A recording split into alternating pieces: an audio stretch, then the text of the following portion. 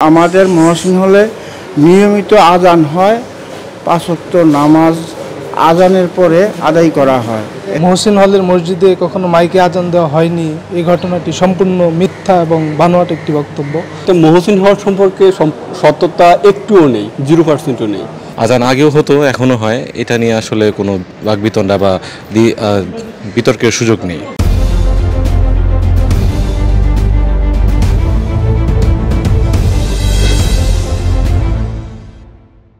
আমার নাম মোহাম্মদ আবুল বাশার। আমি গত 1974 সালের 14 আগস্ট নাবালক থাকতে মহসিন হলে এসেছি ক্যান্টিন বয় হিসাবে। প্রথম কাজে যোগদান করি, অদ্যাবধি আল্লাহ বাছাই রাখছে, আল্লাহর ইচ্ছা। আমি হাজী মোহাম্মদ মহসিন হলে 20 বছর যাবৎ মুয়াজ্জিনের দায়িত্ব পালন করি এবং পাশাপাশি হল নিরাপত্তা পৌর হিসাবে দায়িত্ব পালন করে আসতেছি। না, এরা একদম সম্পূর্ণ মিথ্যা। আমাদের মহসিন হলে নিয়মিত আজান হয়, ৫ ওয়াক্ত নামাজ আজানের পরে আদায় করা হয়।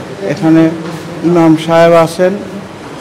আমি মুয়াজ্জিনের অ্যাবসেন্সে মহসিন হলের ছাত্ররা আজান দিয়া জামে মসজিদে নামাজ আদায় করে।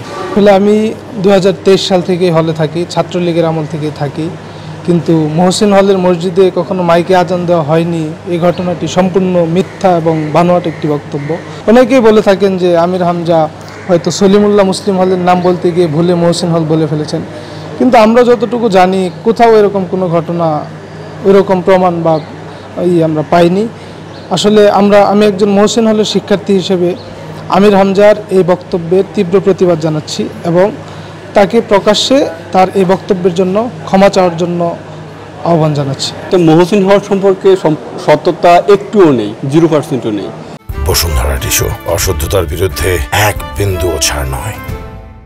কারণ আমি 2020 সাল থেকে এখানে আছি, তো আমি কখনো শুনিনি যে এখানে মাইক নেই। আমি দেখছি, আপনি এখনও যদি ফ্লোরে ঘুরেন, আমার নিচের গ্রাউন্ড ফ্লোরে দেখবেন যে অনেকগুলো মাইক আছে, বক্স আছে, এখানে আর নিয়মিত আজান হয় এবং নামাজ।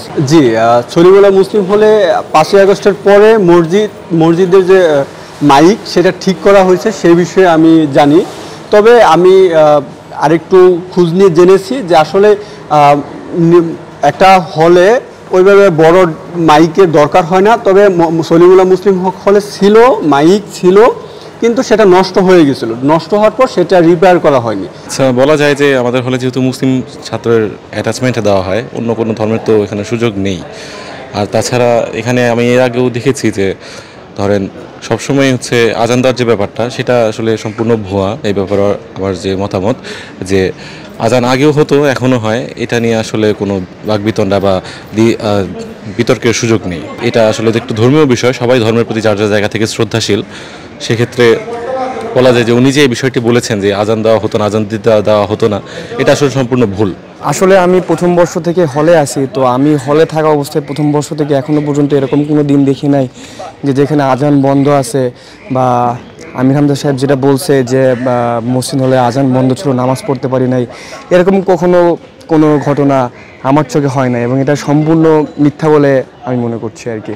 আচ্ছা, এটা হচ্ছে যে যখন এরকম একটা ঘটনা আমাদের শিক্ষার্থী সংসদে উত্থাপিত হয়েছিল যে সলিমুল্লাহ হলে অনেকদিন ধরে আজান হয় না, তো এটার পরিপ্রেক্ষিতে জানা গেছিলো যে সলিমুল্লাহ হলে আপনার মাইকটা নষ্ট ছিল এবং সাধারণ শিক্ষার্থীরা বা ওই সময়ের শিক্ষার্থীরা হচ্ছে প্রভোস্ট বরাবর অনেক টিউশন করেছিল যে মাইকটা ঠিক করার জন্য, কিন্তু মাইকটা আর কি কোনোভাবে ঠিক করা হয় না। এই জন্য হয়তো অনেকদিন মাইকে আজান বন্ধ ছিল এবং পরবর্তীতে হচ্ছে যে 5 আগস্টের পরে যখন সবাই হয়, তখন আর কি মাইকে আজান দেওয়ার জন্য শুরু হয়।